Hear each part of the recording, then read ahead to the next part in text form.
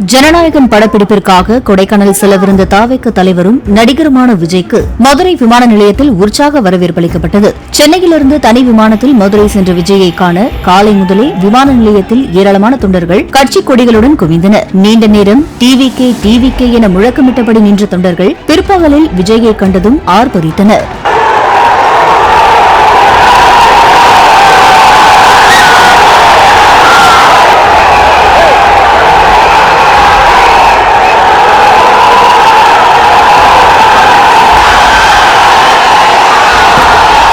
கொடைக்கானல் புறப்பட்ட விஜய்க்கு வழிநெடுகிலும் ஏராளமானோர் உற்சாகமாக வரவேற்பளித்தனர். விஜயின் வாகனம் சாலையில் நகர முடியாத அளவிற்கு தொண்டர்கள் அவரை சூழ்ந்தபடி பின்தொடர்ந்தனர். சிலர் கோவையைப் போலவே மதுரையிலும் விஜய் வாகனத்தில் தாவி ஏற முயன்றனர்.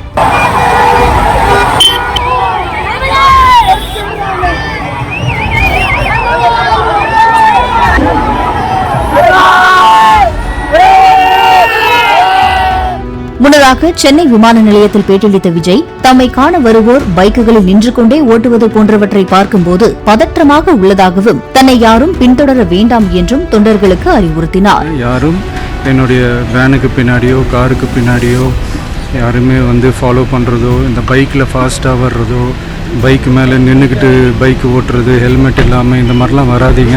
ஏன்னா அந்த காட்சியெல்லாம் பார்க்கறதுக்கே மனசுக்கு ரொம்ப பதட்டமா இருக்கு. எனினும் விஜயின் அறிவுறுத்தல்களை மீறி அவரது வாகனத்தை ரசிகர்களும் தொண்டர்களும் பின்தொடர்ந்தனர். தனது வாகனத்தின் மீது தொண்டர்கள் ஏறுவது கவலையளிப்பதாக விஜய் கூறியதையும் புறந்தள்ளிவிட்டு இன்று சிலர் தாவி ஏற முயன்றனர்.